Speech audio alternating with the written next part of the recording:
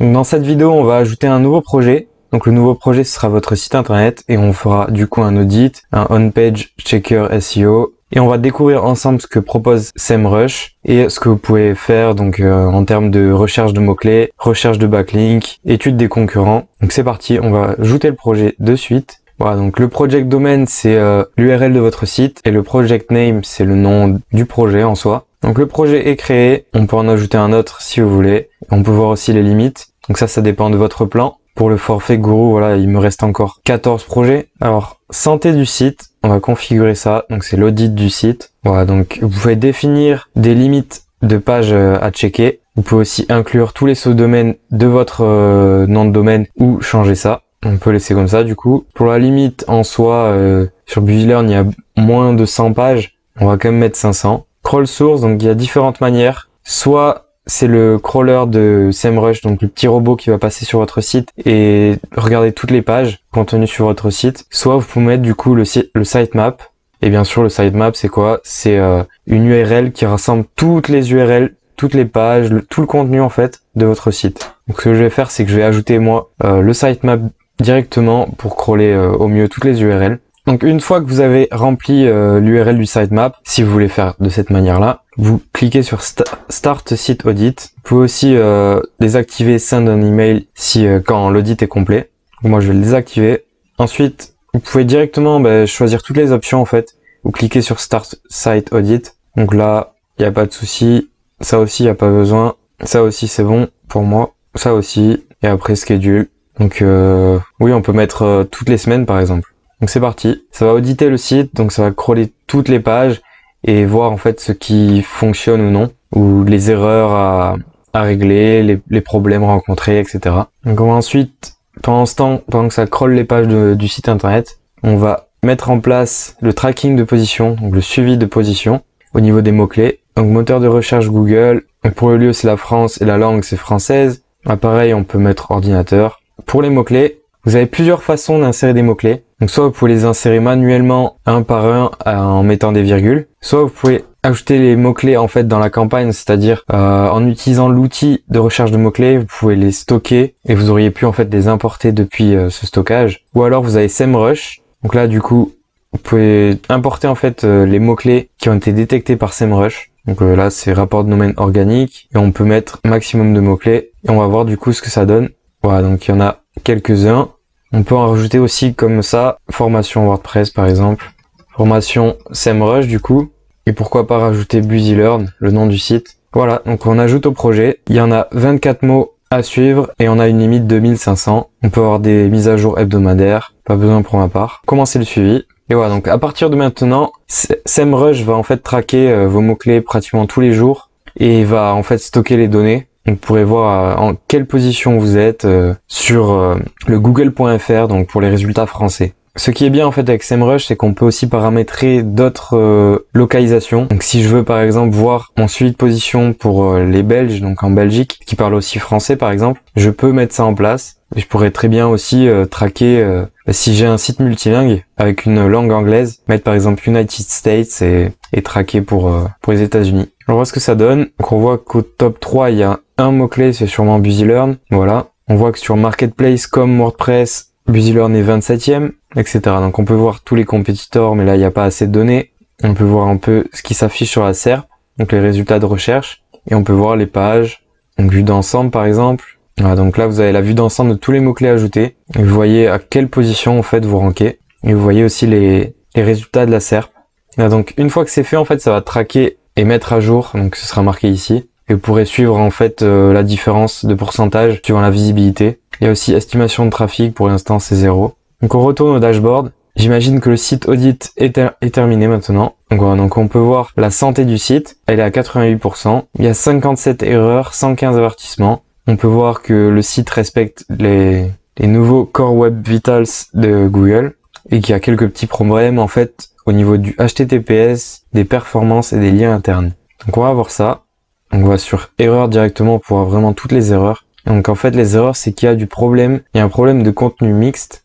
Et voilà, donc on voit l'URL de la page, on voit l'URL de la ressource, donc le problème de contenu mixte. Ok, donc je vois très bien ce que c'est. Suite à une migration, en fait, les images ont disparu. Il y a eu quelques problèmes au niveau des URL et des changements d'images, ce qui fait qu'en fait, elles n'ont pas été toutes remplacées. Et donc ça a fait une erreur 404. Donc maintenant, il suffit juste de les remplacer et de relancer la campagne pour voir si du coup ça règle les problèmes. Donc ensuite, on va voir les avertissements. Alors 86 problèmes avec des fichiers JavaScript et CSS non minimisés, ça c'est pas vraiment grave en soi. Minimiser le code en fait c'est juste enlever les commentaires etc. C'est pour ça que c'est un avertissement. Donc si ça crée en fait plus de problèmes qu'autre chose de minimiser. Donc le but c'est vraiment d'être super bien au niveau des Core Web Vitals. Si vous êtes dans le vert, en fait, ça suffit, il n'y a pas besoin de minimiser quoi que ce soit. Ensuite, on voit qu'il y a 10 pages qui n'ont pas beaucoup de texte et on peut voir lesquelles. Donc la page d'accueil et les catégories généralement. Ensuite, 6 pages qui ont un nombre de mots faibles, 5 pages n'ont pas de titre H1. Voilà, donc c'est des petites alertes en fait, des petites améliorations qui sont possibles à faire. Et les avis, voilà, c'est vraiment des alertes minimes qui vous... Voilà, c'est vraiment des recommandations mais minimes. On va voir quand même HTTPS. Donc on voit qu'il y a un sous-domaine qui ne prend pas en charge STS, donc c'est pas trop grave. Et après voilà, il y a toujours ce problème de contenu mixte. Au niveau des performances, il me semble que c'est la minimisation. Voilà. Donc en soi, c'est pas grave. 17 pages chargent en moins de une demi-seconde, donc c'est parfait. Dans tous les cas, toutes les pages chargent en moins d'une seconde. Et les liens internes, donc on voit qu'il y a voilà, juste des attributs nofollow dans les liens internes sortants. Bah, donc rien de grave non plus. Ce qu'il faut en fait, c'est juste régler les 57 erreurs. Et normalement, on devrait être supérieur en fait au top 10% des sites. Vous pouvez voir ici par exemple les moyennes en fait. Ok pour l'audit de site. Voilà, si jamais vous avez des erreurs, réglez-les suivant les conseils donnés et ensuite relancez la campagne. Maintenant qu'on a fait l'audit du site, on va voir l'audit des backlinks. On continue sur les audits. Donc c'est parti. Voilà, donc là, ça c'est parfait. Root domain. En soi, ça suffit. Voilà, donc je vous conseille fortement en fait de connecter la Google Search Console. Ça va vous permettre de vraiment bien détecter les backlinks. Voilà, donc j'ai bien connecté la Search Console avec SEMrush. C'est tout simple, il faut suivre les indications qui sont écrites. Voilà, donc là c'est en train de checker toutes les URL et les backlinks de BusyLearn. Donc on va faire autre chose pour l'instant. Donc maintenant on va passer sur le On-Page SEO Checker. Donc la cible de recherche c'est la France bien sûr. Donc là ça importe automatiquement en fait les mots-clés qu'on avait en fait réglés tout à l'heure. Et on peut aussi les importer à partir de la Search Console. Voilà, donc par exemple, à partir de la Search Console, ça trouve toutes ces données. Donc ce sont tout simplement les données de la Search Console qui se sont ajoutées sur SEMrush. Donc ça donne beaucoup de données. Donc il y en a 121 mots-clés avec les pages qui sont liées. Donc on peut recueillir les idées. Voilà, donc là ça va analyser les pages. Ensuite ce qu'on va faire, c'est qu'on va mettre le brand monitoring. C'est pour traquer en fait le nom de votre marque. Pour ma part, c'est BusyLearn. Et pour le pays, on va mettre France, Belgique. Voilà, ça peut suffire déjà. Donc voilà, pour le brand monitoring, il vous faut en fait un nom de marque. Si vous avez par exemple Jardin comme nom de site internet, vous allez trouver énormément de résultats et ça va pas correspondre à votre marque. Voilà, donc ça a déjà trouvé quelque chose. On peut voir que voilà, donc il y a l'article extranet à SCS de Safran qui a parlé de BusyLearn en fait. Ouais, pour l'instant, j'ai l'impression que ça cherche encore. On va voir sur le dashboard, on va voir autre chose. On va maintenant traquer en fait tout ce qui est social media. Donc on va connecter Facebook. Voilà, donc Facebook est connecté. On peut aussi ajouter Instagram pour directement poster sur Instagram. J'ai ajouté donc le BusyLearn sur Facebook et Instagram. Pour l'instant, ça va suffire. Donc, ce qu'on peut faire, c'est par exemple directement poster des publications en fait grâce à SEMrush, que ce soit sur Facebook et Instagram directement. Donc il y a d'autres logiciels pour ça, mais là au moins il y a tout centralisé. Donc on peut voir ce qui est en attente, les posts, les analytics.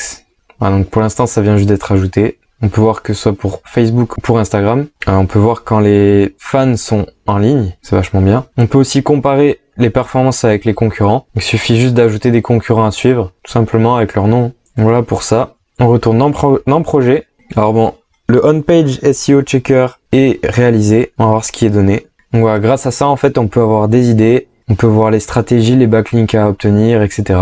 Donc il y a un potentiel, par exemple, de 6800 impressions, ou du moins 6800 visiteurs, par exemple. Et donc, il donne des idées suivant les pages, avec une certaine priorité. Donc la priorité, les deux priorités, on va dire, donc les deux pages les plus importantes, c'est la formation WordPress gratuite et la formation System.io gratuite. On peut voir les idées directes. Voilà, donc ils disent en fait ce qui est bien et qui n'est pas bien. On pourrait par exemple utiliser des mots-clés ciblés dans la balise body, donc dans le corps du texte. Et il faudrait ajouter par exemple ce mot-clé. Ensuite, baliser une note globale. En fait, il faudrait par exemple ajouter une note à l'article pour que ça apparaisse en fait dans les résultats de recherche. Et il faudrait booster aussi la sémantique, donc le contenu de la page avec les certains mots-clés. On pourrait aussi obtenir des backlinks de ces différents sites. Et sinon, au niveau des problèmes techniques, tout est bon. Bon, il y a 4 choses à faire. Ensuite, on peut regarder du coup System.io qui pourrait obtenir 8000 visiteurs. Ce qu'on pourrait faire, c'est optimiser les mots-clés par exemple. Ensuite, corriger la cannibalisation des mots-clés, comme quoi sur System.io formation, il y a 2 éléments. Encore une fois, on pourrait mettre un système d'avis, et là, utiliser les mots-clés dans un balise body, éviter le bourrage de mots-clés, donc il y a trop de fois en fait le mot-clé System.io. On peut voir l'analyse détaillée. Donc on peut voir il y en a trop en fait dans le H1, et on peut comparer aussi avec les rivaux. Donc on peut voir qu'il y a beaucoup plus de fois le nom System.io que les concurrents. Ah voilà, l'occurrence des mots-clés. Donc System.io est marqué 17 fois. Voilà, donc ensuite on pourrait améliorer le contenu, on pourrait améliorer aussi la lisibilité et on pourrait améliorer le titre pour qu'il soit plus pertinent. Ensuite sémantique, voilà, donc il faudrait enrichir le contenu de la page et gagner encore une fois des backlinks. Une fois que c'est fait, normalement, on devrait en fait obtenir le volume total de visiteurs. Donc on va voir l'audit des backlinks. Normalement, il doit être fini. Ok, donc c'est toujours pas fini, c'est pas grave. On va revenir au dashboard. Et comme vous pouvez le voir, en fait, il y a configuration recommandée, il en reste encore 6. Donc Social Media Tracker, Social Media Ads, il y a aussi Link Building, Organic Traffic Insight. Ok, donc on peut aller sur Link Building. Voilà, donc on a déjà les mots-clés, ça semble correct. Et on va ajouter des compétiteurs, donc des concurrents. Alors, par exemple, à la vue des mots-clés, en fait, on pourrait ajouter System.io. On pourrait aussi ajouter, par exemple, WP Marmite. Voilà, donc on va juste faire comme ça, un petit test. Ok, donc voilà, la recherche est terminée. Ils ont trouvé 987 domaines potentiels donc de backlink. On va étudier ça. Alors par exemple, on pourrait essayer d'obtenir un backlink de la fabrique du net. Il y a aussi Webmarketer, YumWeb. Donc voilà, tous ces liens en fait, toutes ces URL, on pourrait peut-être les contacter pour leur dire voilà, par exemple pour System.io, on a fait un article sur System.io. Cela pourrait être sympa en fait ou pertinent de rediriger vos visiteurs sur notre page à nous, par exemple. Ah, donc, ça surveille, etc. Donc après, il y a le Organic Traffic Insights. Donc ça permet de découvrir en fait tous les mots-clés qui ne sont pas ajoutés. Voilà, donc il suffit juste de connecter en fait les comptes Google. Alors, donc j'ai connecté tous les comptes Google. On choisit la localisation en France et on choisit tous les appareils. Et ouais, là, ça va détecter en fait toutes les landing pages, donc les URL du site et tous les mots-clés qui ressortent en comparant la Search Console et SEMrush. Par exemple, SEMrush détecte qu'il y a juste un mot-clé qui match avec l'offre Marketplace WordPress. Pourtant, sur la Google Search Console, il y en a 4. Donc on peut regarder ce qu'il y a. Donc, on peut voir que ça avait fait une session le 4 mars. On peut voir que la position, elle a changé aussi Marketplace WordPress et qu'il y a le nombre d'impressions, etc. Et on va du coup analyser le contenu aussi. Là, le but, c'est d'auditer en fait le contenu du site internet. Donc on peut définir les URL à checker. Et là, on peut auditer. Voilà, donc là, c'est en train d'auditer. Et il y a aussi la fonctionnalité post-tracking qui permet en fait de traquer soit les articles des concurrents ou soit vos articles sur d'autres URL. Donc si par exemple, vous postez un article invité sur un autre site, vous pourrez traquer en fait ces données. Et si vous voyez aussi qu'il y a un article invité d'un concurrent, vous pourrez traquer ces données également. Voilà, une fois que tout est ajouté, ce que j'aime bien moi c'est filtrer par session et afficher les sessions, donc les articles ou les URL qui ont reçu le plus de sessions, donc le plus de visites, donc par exemple celle-ci. Et si vous cliquez dessus, vous pouvez voir toutes les données, le nombre de sessions suivant les jours, le nombre de pages vues, le nombre de mots, le nombre de partages, etc. Vous pouvez aussi voir la position moyenne, le nombre d'impressions suivant les mots-clés. Donc directement vous avez tout le contenu de l'article. Et donc en fait vous avez la possibilité de soit payer en fait pour que l'un des rédacteurs de SEMrush écrive, reformule ou quoi que ce soit, ou alors améliore votre article, ou alors en fait vous pouvez faire en sorte de le mettre in progress. Et voilà, donc là en fait pendant 14 jours ils vont traquer les différentes modifications apportées à votre article. Donc pendant 14 jours, si vous le retravaillez, si vous ajoutez du contenu ou autre, ça va traquer ça et ça va voir en fait, ça va essayer de voir le progrès en termes de mots, en termes de partage, de backlink, etc. Ça a été fini, analysé et vous pouvez passer à autre chose. Voilà. Et si vous mettez in progress, ça se met en fait en cours là ici et ça le suit du coup depuis aujourd'hui. Voilà, donc on a fait le tour. On va voir du coup comment trouver des mots-clés, comment trouver des backlinks, comment espionner vos concurrents, etc. Alors voilà, maintenant que vous avez ajouté vos projets ou votre projet, vous pouvez aller directement sur tableau de bord SEO et là vous avez le récapitulatif de vos projets. Donc, on a vraiment tout le récap. Et donc là on va voir la suite, donc toutes les possibilités et toutes les fonctionnalités de SEMrush. Donc par exemple on peut voir vue d'ensemble d'un domaine. Donc on va voir par exemple, on va se baser sur SEMrush, donc on va voir semrush.com, au niveau du monde entier parce que c'est un site multilingue. On peut voir du coup qui paye au niveau du trafic, donc au niveau des résultats Google, donc ils payent de la publicité Google. Ils ont aussi du trafic organique, donc en mars 2021, on va plutôt choisir février. Février, ils ont presque eu 1 500 000 visiteurs sur leur site. Donc ils ont 249 millions de backlinks avec 84, presque 85 000 domaines référents. Et ouais, on peut voir les meilleurs mots-clés organiques sur lesquels ils se placent. On peut voir la concurrence, les recherches publicitaires, etc. Donc il y a vraiment un aperçu de tout ce qui se passe sur le site SEMrush au niveau du trafic, des positions, des concurrents, etc. Et donc si vous voulez voir par exemple les meilleurs mots-clés organiques ou tous les mots-clés qui se placent en fait sur les résultats SEMrush, par exemple aux États-Unis, 92 000 mots-clés, trafic de 266 000, et on peut voir que Reverse Image Search amène beaucoup de trafic. Il se place aussi encore sur Image Search, Google Trends, Trello, Google Search Console, voilà, AdSense, Skyscraper. Donc on peut voir vraiment tous les mots-clés qui se placent sur les résultats et on peut voir sur de quelle position ils sont, le nombre de volumes de recherche, etc.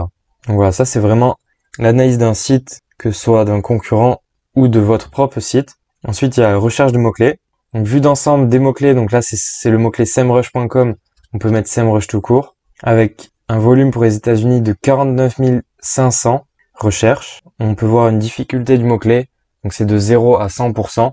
Et plus la valeur est élevée, plus c'est difficile à être premier en fait sur la requête. On peut voir le nombre de résultats, les variations, les questions que les gens se posent, les mots-clés associés. On peut voir les résultats de la SERP, donc les résultats de la recherche Google concernant le mot-clé. Et on peut voir aussi les textes d'annonce qui rankent sur le mot-clé. Donc par exemple, on va se mettre juste sur la France. On peut voir qu'il y a un volume de recherche de 33 000, que la difficulté du mot-clé est bien plus difficile que pour les États-Unis. Et on va regarder les variations du mot-clé. Donc là, on est passé du coup dans Keyword Magic Tool et on peut voir toutes les variations. Donc SEMrush, SEMrush gratuit. Donc là, c'est classé par volume le plus haut vers le plus bas.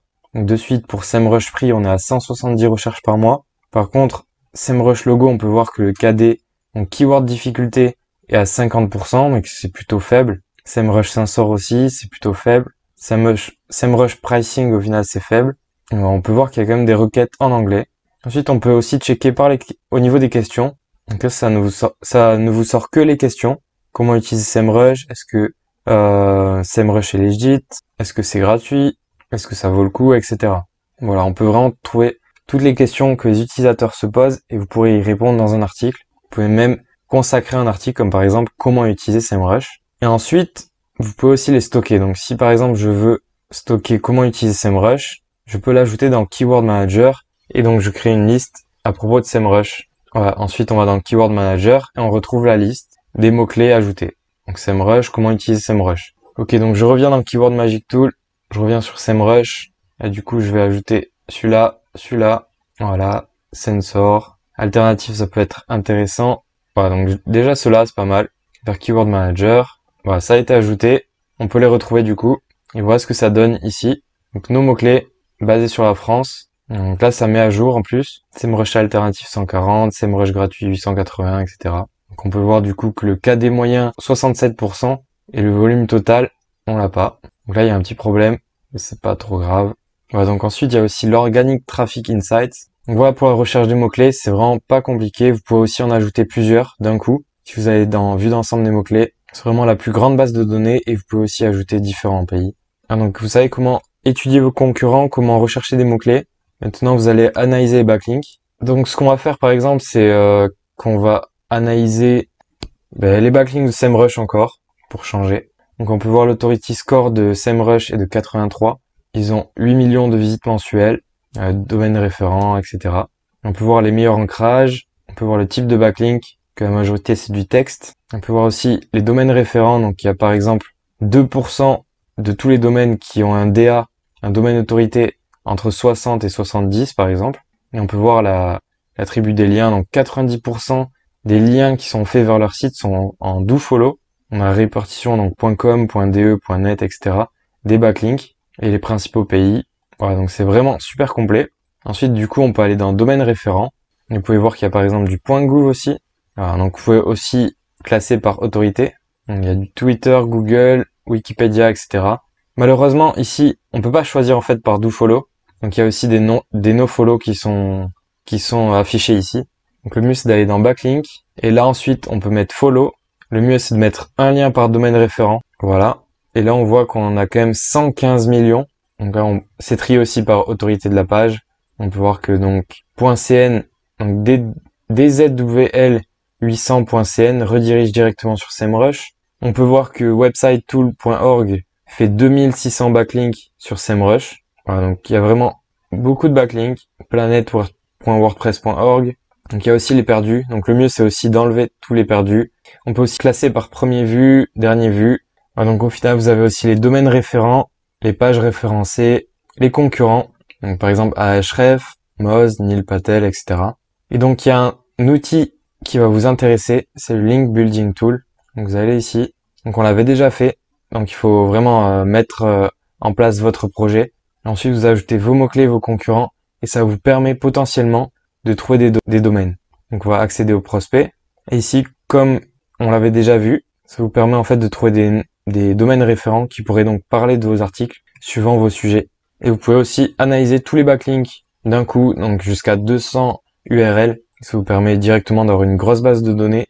Donc on a plus ou moins fait le tour des outils SEO. Ensuite, le SEO local, en fait, la seule différence qu'il y a, c'est le listing management. Donc si vous avez un système offline, donc un restaurant ou quoi que ce soit, qui a en fait un Google My Business, donc une fiche Google My Business, vous pouvez ajouter votre compagnie. Il y a vraiment beaucoup de fonctionnalités, donc tout est décrit. Ensuite, au niveau de la publicité, ça fonctionne exactement pareil que le système SEO, sauf que c'est au niveau de la publicité Google. Vous aurez exactement les mêmes systèmes. Ensuite, social media, on l'a déjà vu, c'est pour traquer les résultats, les statistiques, et aussi pour poster sur tous les réseaux sociaux en quelques clics. La recherche de concurrents, on l'a vu. Au final, c'est inclus dans SEO. Et marketing de contenu, on va voir ça du coup. C'est la dernière étape. Voilà, donc si vous cherchez un sujet, donc quelque chose à écrire sur un thème spécial, donc par exemple on va choisir le sujet SEO, SEMrush, voilà. Si vous regardez cette vidéo, c'est que vous êtes intéressé par le SEO. Voilà, donc c'est en train de rechercher. Voilà, donc juste en partant avec le sujet SEO, basé sur la France, on a des sous-sujets en fait qui apparaissent comme par exemple Google Analytics, Google Ads, nom de domaine. Il y a des questions, des titres. Et bon, donc ça c'est le volume de sous-sujets, donc Google Ads. Il y a 135 000 recherches avec la difficulté, marketing digital, Search Console, etc. Donc si on veut parler au niveau des sites internet, donc volume 18 000 recherches, ça nous montre du coup la difficulté et on a quelques titres, comme par exemple, qu'est-ce que le SEO, référencement naturel Google. Au niveau des questions, qu'est-ce que l'architecture de site idéal pour le SEO, on peut ajouter aux favoris. Et on a les recherches associées, référencement site web, campagne SEO, meilleur référencement site internet, etc. Ensuite, on peut changer aussi l'affichage, vue d'ensemble, carte mentale, etc. Voilà, donc ça vous aide vraiment à trouver un sujet, avoir vraiment des idées de contenu, et vous pouvez aussi toujours commander une rédaction de contenu. Voilà, donc on peut afficher plus, on peut aussi voir ceux qui ont écrit, donc les concurrents, avec leurs titres, et on peut ajouter les titres aux favoris. On peut aussi checker du coup les keywords, par exemple référencement Google Analytics. Là du coup on est parti sur le sujet référencement Google Analytics. Donc voilà ce que ça donne pour le sujet référencement Google Analytics.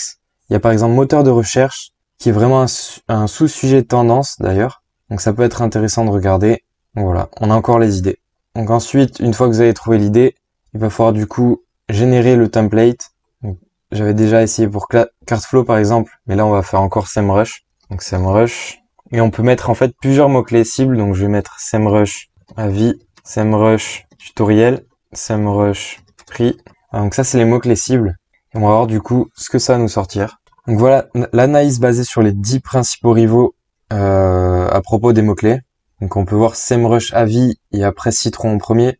SEMrush Tutoriel, c'est drujokweb.fr et SEMrush, c'est SEMrush. Les mots-clés associés, donc on a tout ça. Les backlinks qui seraient intéressants d'obtenir, on a tout ça aussi. Longueur du texte recommandé à écrire, donc c'est 1250 mots. Et le score moyen de 76.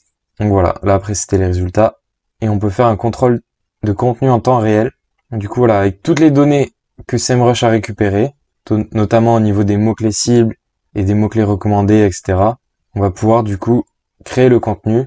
Donc on va essayer vite fait, on va mettre SEMrush Avis, on va le mettre en H1 par exemple. Vous allez voir que de suite, les mots-clés sont utilisés. On peut regarder au niveau du SEO que j'ai bien inséré les 2 mots-clés comme ça. Écriture du SEMrush tutoriel. Et par exemple, ça peut indiquer comme quoi le mot-clé est trop souvent présent suivant un nombre de mots. Donc ça crée un brouillage de mots-clés. Et si on rajoute du contenu, ça devrait être bon. Bon, pour l'instant, c'est saturé. C'est pas trop grave. Donc on a la partie SEO, on a la partie lisibilité. Donc il faut utiliser un langage simple. Et il faut bien sûr, faudrait en fait toucher la cible. Donc de 1250 mots. Le titre a aussi trop peu de mots. On pourrait rajouter SEMrush Avis et tutoriel 2021 par exemple. Ensuite, le ton. Donc ça c'est en mode décontracté, neutre ou formel. Ça dépendra du contenu de l'article. Encore une fois, SEO, on a tous les mots-clés à ajouter qui sont recommandés. Ajouter des images, des liens, etc. Donc ne vous forcez pas à ajouter tous les mots-clés qui sont recommandés. Essayez d'en ajouter naturellement en fait. Mais au moins ça vous donne une idée de quoi parler.